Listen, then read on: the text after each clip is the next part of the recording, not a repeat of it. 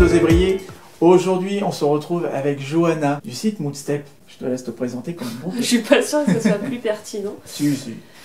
Johanna, 40 ans depuis la semaine dernière. Et tu les fais pas? Tu les fais pas? Ah, merci. Merci, Jordan. Qui vient de... Alors, 40 ans, grand changement, 10 ans à Paris, et là, j'emménage en Bretagne. Mon nom, c'est Kellen, donc je renoue avec mes racines bretonnes. Et en effet, j'anime un blog depuis 7 ans, Moodstep, où je fais des interviews vidéo, comme toi, sur le bonheur, jusqu'ici. Et puis, après une grosse colère, il y a un peu moins d'un mois, j'ai décidé d'arrêter les questions sur le bonheur et je continue mes interviews vidéo sur des sujets qui m'intéressent vraiment, comme les talents, en fait tout ce qui va nous aider à mieux nous connaître, hein, et sortir un peu de cette question du bonheur autour de laquelle j'ai quand même construit une énorme partie de ma vie ces 7 dernières années, puisque j'ai cofondé Happy Lab, le laboratoire du bonheur qui a toujours d'ailleurs pour mission de faire monter la France sur le podium des pays les plus heureux au monde. Et donc j'organisais des événements autour de la thématique du bonheur, je faisais des interviews sur le bonheur, et je me suis retrouvée un peu prisonnière de cette question sur le bonheur. Et là, grand vent de liberté dans ma vie. Donc je quitte Paris, je m'installe en Bretagne, je change de dizaine et j'abandonne un peu cette question du bonheur, bien que je fais des interventions d'entreprise, je fais des turbines à bonheur. Donc j'ai encore, si tu veux, les réminiscences de ce mot bonheur qui reste dans ma vie, mais je quitte un peu le carcan de cette question dont je pense, c'est peut-être prétentieux, mais je pense avoir fait le tour parce que je me rends compte qu'elle est plus creuse qu'elle ne paraît. Et je ne l'avais pas vue jusqu'ici. Ouais. Donc voilà, je me suis présentée, ça te va? Oui, ça me va très bien, merci. Mais qu'est-ce qui fait que justement tu décides de prendre un autre virage? Parce qu'en fait, alors ça a été une fabuleuse période, hein, ces 10 ans de connaissance de soi et d'identification. En fait, j'ai eu une révélation, j'ai eu une prise de conscience en octobre. Ça s'est passé le 23 octobre. J'ai réalisé en fait que en faisant tout ce parcours, j'ai compris quels étaient mes talents, j'ai compris quelles étaient aussi les choses qui me plombaient, je sais pas comment te dire. Et bizarrement, donc je suis quelqu'un de très conceptuel, donc j'ai toujours plein de concepts dans la tête, et les concepts c'est génial, on crée des sociétés, alors moi en plus je le fais depuis que je suis enfant, je crée des sociétés, donc tu peux créer des très très beaux concepts d'entreprise, tu peux avoir de très bonnes idées, qui vont faire de super belles entreprises, mais tu n'es pas forcément la personne idéale pour les porter. C'est-à-dire que moi, par exemple, j'ai comme je crois que c'est un de nos ministres là, qui n'avait pas payé ses impôts, je ne sais quoi, qui était administratophobe. Oh, la routine. Et moi, en fait, j'aime créer, je peux me plonger, par exemple, j'ai été quand j'étais beaucoup plus jeune, responsable qualité d'une PME, et mettre en place l'ISO, comprendre l'ISO, mettre en place tout ça, oui, administrer la qualité, c'est-à-dire les non-conformités, être dans l'entretien d'un système. Donc je suis plus quelqu'un qui aime créer que quelqu'un qui peut entretenir. Et en fait, ces 10 dernières années, j'ai vraiment fait un parcours de compréhension de qui j'étais, de ce qui me faisait avancer, ce qui me mettait en enthousiasme, ce qui me mettait en énergie. Et je me suis rendu compte, alors que Happy Lab est une super belle aventure, que je me retrouvais dans beaucoup de gestion. Et que ça, la gestion, c'est quelque chose pour lequel j'étais pas spécialement faite. Alors après, il y a des questions d'association, on peut s'associer avec des gens qui sont complémentaires à nous.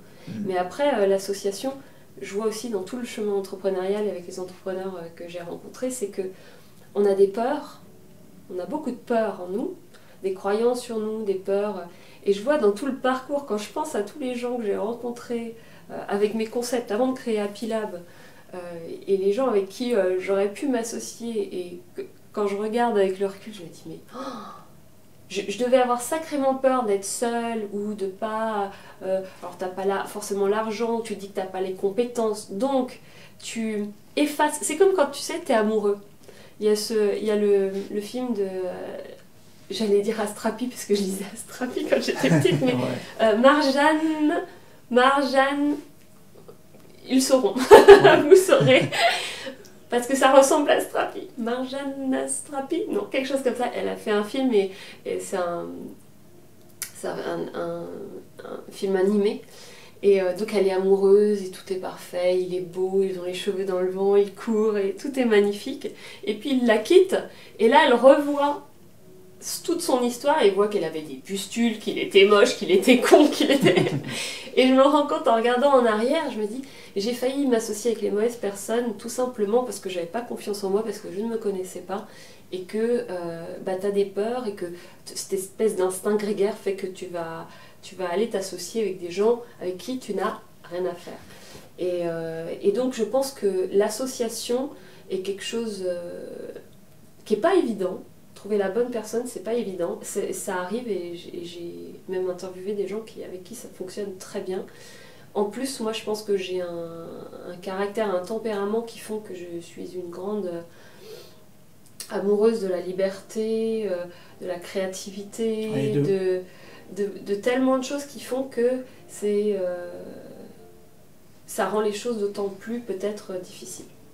Donc d'où l'importance de vraiment bien se connaître, se connaître. Avant d'entreprendre. Enfin même si t'entreprends et puis t'apprends aussi à découvrir des facettes de toi. Et puis tu te plantes, et t'apprends, et puis c'est... Parce que si t'attends de bien te connaître pour entreprendre, quelque part t'entreprends jamais. Donc je dirais, si, vas-y, plante-toi, quoi. Moi, je ne fais que me planter, quoi. Et du coup, à chaque fois, j'ai l'impression que les choses se synthétisent. Au fur et à mesure que j'avance, ça se synthétise et ça se regroupe vraiment sur ma colonne vertébrale, qui est la reconnaissance de mes valeurs, de mes talents, de mes forces, et aussi la connaissance de mes parts d'ombre, ce qui est beaucoup plus dur, mais que peu à peu, tu regardes. Il faut avoir envie de savoir, envie de connaître la vérité sur quoi, en tout cas pour moi. J'ai vraiment envie de me voir réellement. Il y a tellement une partie énorme de nous-mêmes qu'on ne voit pas, parce qu'on n'est que projection de ce monde. Je veux dire, il n'y a pas de réalité, il n'y a que ta réalité projetée, j'ai envie de dire. Et on le voit entre deux personnes, mais même toi, en fait, c'est étrange de se dire qu'on ne se voit pas, mais c'est l'équivalent de... Oui, tu vas te regarder dans ta miroir, alors si, tiens, je pense, tu te regardes dans le miroir, et disons que ce sont tes côtés lumineux. Là, tu vois bien, et tes côtés sombres, c'est derrière. Vraiment, il faut que tu ailles chercher un autre miroir, que tu te mettes comme ça. Et il y a une recherche de ça, là, Donc tu commences à le voir chez les autres, les côtés sombres, les côtés cachés des autres, mais qui te révèlent une partie de tes côtés cachés. En fait, c'est une grande aventure. C'est un peu devenir l'Indiana Jones, tu vois, de la nature humaine. Et alors, c'est un peu narcissique, mais la pâte à modeler qui est à ma disposition la plus proche et sur laquelle je peux le plus travailler, c'est moi-même. Donc, donc voilà, donc à force de me prendre le chou, et de me dire, bon, soit je rejette tout sur les autres, ce que je continue à faire, parce que des fois c'est plus facile d'être en colère contre quelqu'un que de se regarder, soit je suis prête à regarder comme un négatif ce que ma colère peut montrer d'ailleurs de positif et de négatif chez moi. Qu'est-ce qu'elle est en train de pointer du doigt. Donc je regarde aussi, j'ai le goût d'aller aussi regarder ces trucs qui sont plombants chez moi, mais plombants, et comme un alchimiste, pour les transformer et en faire de l'or, quoi. D'où la nécessité de bien se connaître, de connaître aussi ses points forts, et notamment de te reposer, en prenant ton cas, sur la créativité, parce que c'est vraiment un de tes atouts. En fait, je le savais pas, parce qu'en effet, tu sais, on parle des artistes, et moi c'est quelque chose qui, ces dernières années, a explosé. Alors j'avais déjà des indices, puisque donc avant, dans ma vie d'avant, alors il n'y a pas de vie d'avant, mais parce qu'il y a des continuités, mais j'étais acheteuse pour des grands groupes internationaux. Ouais, j'allais te poser la question justement. Tu m'anticipes. Ah, ah c'est bien, tu es un grand professionnel.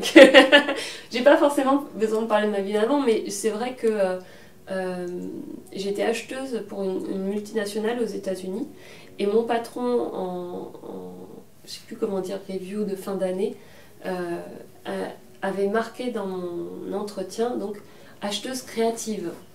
Ce qui pour une acheteuse est très bizarre. Donc si tu veux, j'avais déjà des indices, mais je n'avais pas identifié. Par exemple, qu'en entreprise, donc j'arrive dans cette grosse boîte, déjà, qu'est-ce qui enclenche ton enthousiasme? Moi je sais que dans la grosse boîte, bizarrement, c'était pas la carotte qui me faisait avancer, donc pendant 2 mois, je regardais un genre... on ne me maîtrisera pas, je ferai ce que je veux, donc mollo mollo. Et puis tout d'un coup, il y a eu un jeu. Et en fait, j'ai découvert, c'est pour ça que je fais des turbines à moteur qui sont sur une mécanique de jeu, parce qu'il y a eu un jeu, c'était trouver la meilleure solution sur un problème assez complexe.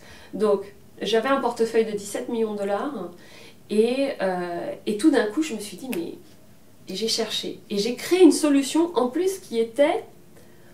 aux antipodes de ce qu'on apprend aux acheteurs. Souvent on dit, on a plus de puissance si on met tout chez un fournisseur, ça. Et moi, nous, on avait un gros fournisseur qui était bien gras, qui se nourrissait bien, et j'ai explosé. Et je suis allée en local, près de nos usines, sur des petits fournisseurs dont on était des clients importants, donc qui faisaient très attention au service. Et là, je me suis prise au jeu. Et là, j'ai vraiment... alors, je me suis éclatée, j'ai ramené beaucoup d'argent à ma boîte, j'ai eu beaucoup de reconnaissance, et le problème, c'est que la boîte dit « Waouh, super, bon, maintenant, tu fais la même chose avec le portefeuille d'à côté. Ouais. » Mais le problème, c'est que moi, je ne me connaissais pas. Donc, ça me saoulait. En fait, ça me saoulait et j'ai besoin justement de cette créativité, j'ai besoin de situations nouvelles, j'ai besoin de problèmes nouveaux. Et du coup, j'avais un gros complexe, c'était j'arrivais pas à tenir plus d'1 an et demi dans une boîte. Parce qu'en fait, ça allait assez vite, je trouvais des solutions, je les mettais en place, et puis on me redonnait, ou bien c'était la continuité, ou bien c'est-à-dire toujours la même chose, ou un autre portefeuille, et je me lassais. Et je me disais, mais... c'est horrible. Comment je vais faire? Comment je vais faire?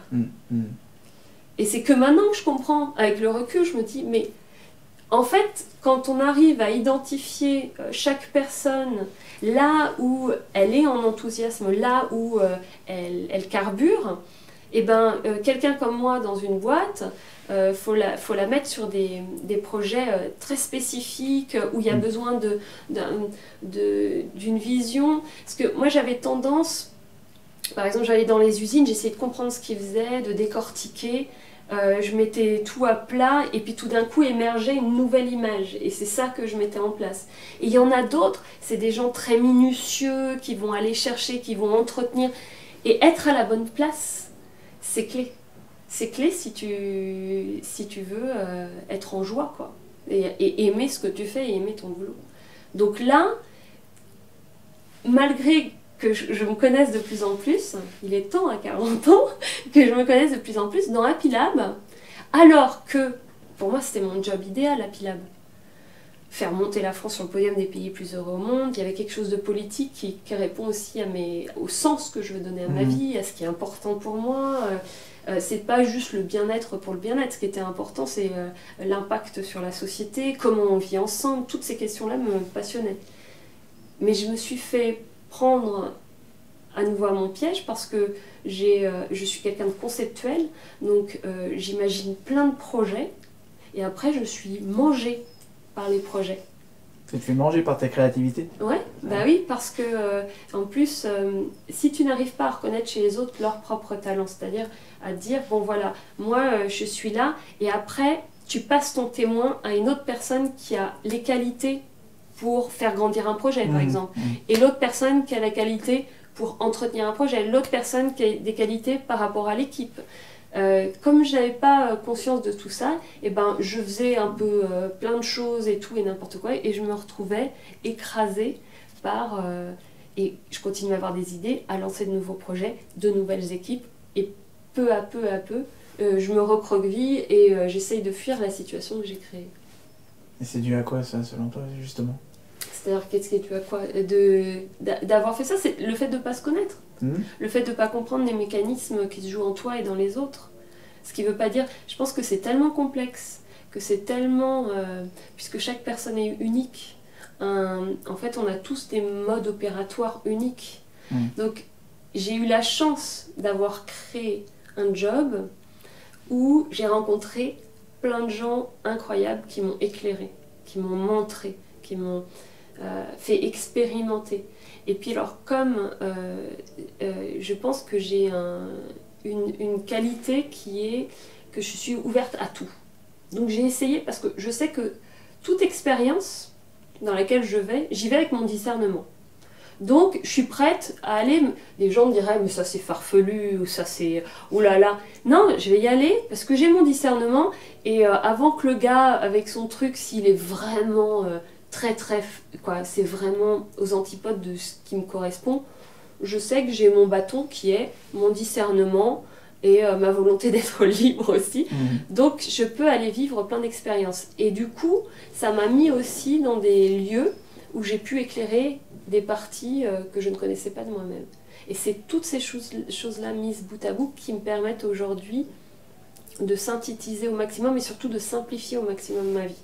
Mon élan aujourd'hui, c'est la simplification, et en fin de compte, dans les turbines à bonheur, pourquoi?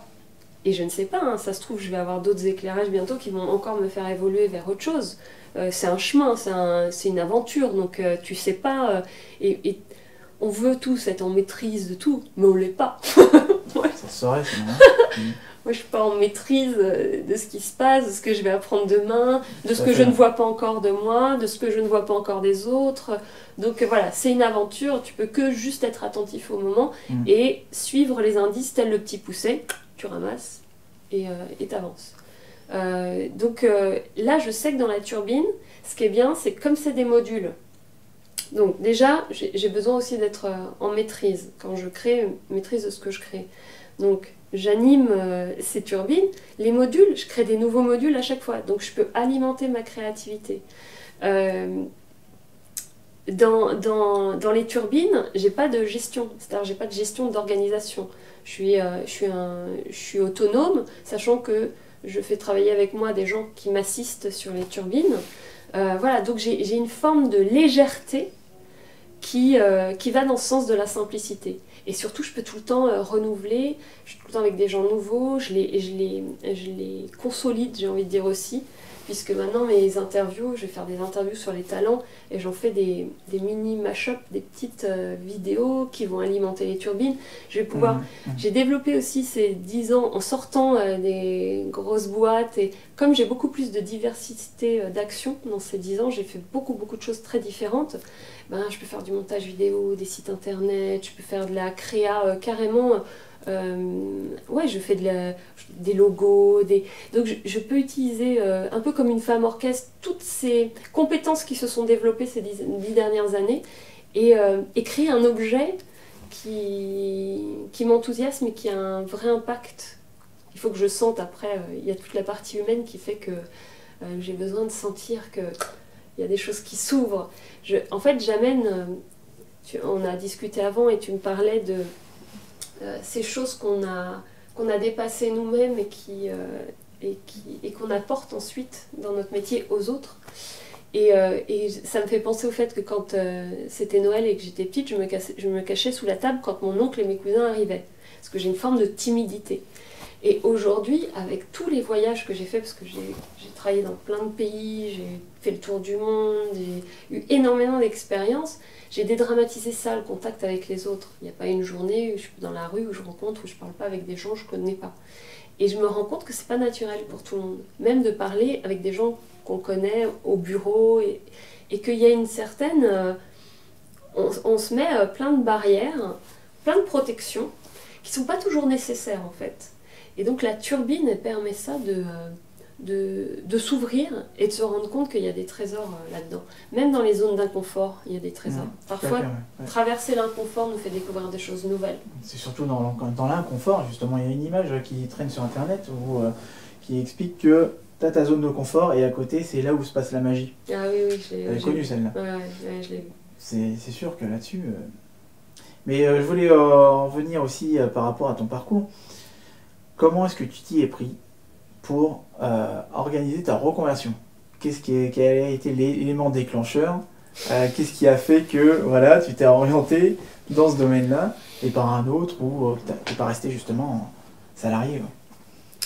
Alors, j'ai utilisé une méthode que je ne conseillerais pas.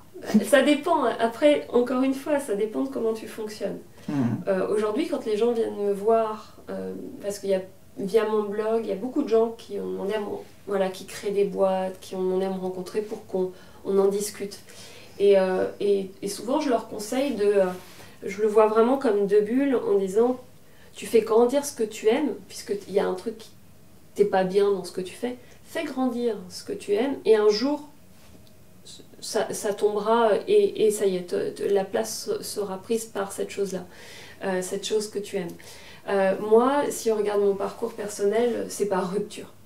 Et j'ai fait tout par rupture. J'ai fait le tour du monde parce que j'étais partie en vacances en Malaisie et que j'ai eu une révélation et que je ne suis pas rentrée de vacances et que j'ai voyagé pendant 1 an.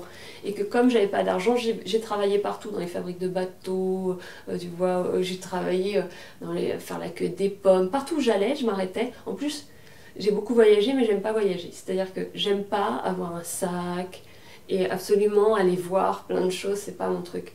Mon truc, c'était...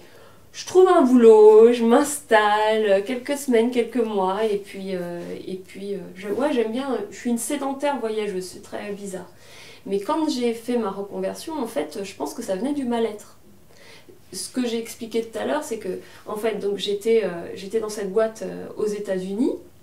Ensuite, donc j'ai eu j'ai eu une promotion, mon deuxième job. Alors aussi, j'ai un petit problème avec l'injustice. Donc là, il y a eu quelque chose qui m'a... Et j'ai été chassée par un cabinet pour aller bosser pour une autre boîte en Hollande. Du coup, je suis partie en Hollande. Et en fait, se sont remis en place les mêmes mécanismes. Les mêmes mécanismes de lassitude qui venaient automatiquement chez moi et qui ont créé un mal-être profond où je me suis dit, mais déjà, comment font les autres ? Je comprends pas. Comment ça se fait qu'ils y arrivent? Comment ça se fait que j'y arrive pas? J'ai tous déjà posé cette question. Ah ouais, Je sais pas si tout le monde, je pense pas que tout le monde se la pose. Peut-être certains, mais moi je me suis dit, mais je suis nulle quoi. J'y arrive pas, je suis pas assez forte, je suis pas assez persévérante. Alors quand j'ai été face à ce mal-être, je me suis dit, parce que alors ce qui est très drôle, c'est qu'il y a une forme de synchronicité. C'est pas une forme, c'était impressionnant. La configuration que j'avais aux États-Unis, la même configuration dans les détails fous, mais des choses bêtes, hein, comme le responsable RH est parti à ce moment-là, on m'a envoyé une stagiaire qui venait de la même école, tout, on aurait dit que tout se remettait dans le même positionnement. Et donc je me suis dit, est-ce que ça veut dire que je suis face à cette même situation, donc qu'il faut que tel un mur, je passe à travers, je sois forte, je persévère, que je montre que je peux le faire? Ou est-ce que ça veut dire que, de toute façon, même si je quitte, c'est la même et que c'est pas pour moi et que j'arrête? Et en fait, j'ai pris la première proposition, je me suis dit, il faut que je persévère. Mais en fait, quand je me suis mise dans cette position, et ben, ça a créé... une espèce de tension en moi, c'est comme si tout était 10 fois plus dur à faire quand tu te forçais à le faire. Et du coup, j'ai tout plaqué. J'ai vraiment tout plaqué. J'ai démissionné, quitté mon super appart, et je voulais être absolument à Paris. Et c'est marrant parce que là, 10 ans après, donc c'était pile il y a 10 ans, c'était en 2005, 10 ans après, j'ai eu la même chose. Il y a quelques mois, en me disant je veux être à Port-Louis en Bretagne, c'est bizarre. Et je suis heureuse, j'aime beaucoup Paris. Depuis longtemps, je voulais vivre à Paris, je voulais vivre dans ma langue et ma culture. Et je l'ai faite et j'en suis contente. Et c'est comme si, ça y est, ce fruit-là est mûr et ça y est, ça évolue vers autre chose. Donc, comment j'ai fait ma reconversion professionnelle? Je dirais, donc, par rupture. Il se trouve que quand je suis rentrée en France, j'avais rien, c'est-à-dire que j'avais de l'argent parce que je gagnais bien ma vie, mais t'as plus de repères. Déjà, j'avais pas d'amis à Paris spécialement, quoi, 2-3, mais j'avais pas de garantie pour un appart, donc j'étais dans un truc tout nul qu'on avait bien voulu me louer. Et j'ai repris un job de consultante. Et puis en fait, ce job, comme par hasard, c'est pas, pour le coup là, c'était pas moi, c'est la boîte qui a fait faillite. Et je me suis dit, ok, je me lance. Et comme j'avais plein de concepts dans la tête, j'ai créé un concept, je suis rentrée en incubateur d'entreprise. De l'incubateur où j'ai retourné la tête à mon coach parce qu'elle voulait quelqu'un de concret, qui machin. Et moi, alors les concepts, ça changeait tous les 4 matins. C'est là que j'ai appris que j'étais conceptuelle. Et qu'il ne faut pas confondre les concepts qu'on a dans la tête et en quoi ils sont en adéquation avec nous. C'est vraiment, pour moi, ça a été une clé hyper importante. Maintenant, je reconnais les gens conceptuels. Je dis, mais super l'idée. Mais est-ce que ça correspond à ta personnalité? Et est-ce que, par exemple, mon concept, il y a une boutique. Mais moi, je suis quelqu'un qui aime la liberté. Je ne suis pas faite pour être dans une boutique du matin au soir. Mais le concept était super. Donc voilà, et je dirais, après, la deuxième chose, c'est les petits pas. C'est-à-dire que moi, je m'en remets... comme je te disais tout à l'heure, je ne sais pas. Donc je m'en remets aux petits pas. Je fais un pas, ça bouge, j'essaye d'être présente à ce qu'il y a dans l'air, à comment je vibre, est-ce que ça me... Et je te dis à mes zones d'ombre, mes croyances qui pourraient me faire aller chercher quelque chose qui ne me correspond pas. Donc pour moi, rupture et petits pas, mais pour les autres, je suis pas sûre que ce soit bon. Parce que, en plus, je peux le faire parce que j'ai pas d'enfant. Donc, tout le monde ne peut pas aller dans ces ruptures-là, je pense. Ouais, tout à fait. Donc, il y a très peu de gens qui se connaissent vraiment. Donc, alors, c'est bizarre parce que c'est plein de pièges, le développement personnel, la connaissance de soi. Il y a tout et n'importe quoi.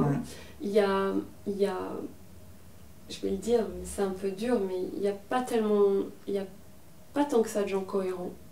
Parce qu'eux-mêmes, ils ont leur zone d'ombre, donc il faut être vigilant à aller s'abreuver en restant toujours connecté avec soi. Et en arrêtant ce que je vois un peu trop, ce style des personnes au premier rang, il ne faut pas contredire le grand maître, il ne faut pas poser de questions, il ne faut pas émettre un avis qui pourrait... partageons, parlons, je pense que le grand maître... justement, si les grands maîtres est prêt à accueillir toutes les interrogations et les contradictions, parce que pourquoi pas. Donc oui, se connaître ses talents, ses compétences, ses forces, connaître les choses qui nous plongent, comme j'ai dit, et aller dans tout ça avec ce fameux discernement et avec toujours garder en tête qu'on est unique, on a un mode opératoire qui nous est propre, ne pas prendre pour moi, les formules toutes faites, miracles. Il y a trop de formules miracles. Plus j'avance, plus je me rends compte que même les formules miracles auxquelles j'ai cru ne sont pas miracles. Donc c'est se renforcer soi et comprendre que on est une myriade de choses et que c'est unique et que personne ne pourra faire le travail pour nous et que c'est tellement unique que oui, personne ne pourra voir et comprendre et nous dire qui on est. Il faut on est un peu des aveugles, on tâtonne et à force on commence à comprendre la forme qui est en face de nous, mais voilà, ça prend du temps et en même temps c'est une aventure. Donc si tu le prends, alors moi je le prends comme un jeu parce que j'aime les jeux, mais le jeu de découverte de soi, c'est la plus grande aventure. C'est une aventure extraordinaire. Justement, je me disais, tu vois, j'ai fait dans ma jeunesse, j'ai fait tous ces voyages partout. J'ai cherché à l'extérieur de moi. J'ai cherché. Puis après, je suis allée dans les boîtes, puis j'ai cherché, puis j'ai continué à me taper la tête contre les murs. Et en fait, c'est le plus grand voyage, c'est là. C'est un voyage extraordinaire et c'est un voyage... c'est magique. Quoi. Pour moi, c'est magique parce que quand je vois tout ce qui est sorti de cette exploration, que ce soit la peinture, tu vois, ma porte entièrement peinte, ça a été des étonnements fous. Je ne savais pas que j'avais toutes ces choses en moi et je les ai découvertes petit à petit et j'en ai encore plein à découvrir. Et ça, c'est la plus grande des aventures. Ben écoute, on sera attentif à tes futurs projets et puis on les suivra. T'as intérêt, après, hein. Fais gaffe. Je vérifierai. Je te ferai des interrogations. Je t'enverrai un petit mot. Dis donc, t'as suivi ma dernière aventure? Bon, du coup, c'est qu'on peut te retrouver là? Bah, sur Moodstep, moodstep.com, moodstep.com. Et puis j'ai un site pour les turbines à bonheur, il suffit de taper turbine à bonheur, voilà, où ça explique un peu mieux, puis on voit parce que j'ai fait une vidéo des turbines, j'ai intégré une vidéo, je veux dire, des turbines, parce que des fois les gens se demandent, mais ils ont du mal à cerner ce que c'est, et ça les inquiète un peu. Mais j'aime bien le mystère aussi. Bah écoute, merci beaucoup Johanna. Bah écoute, ça m'a fait plaisir. Bah ça m'a fait plaisir aussi, donc ça tombe bien.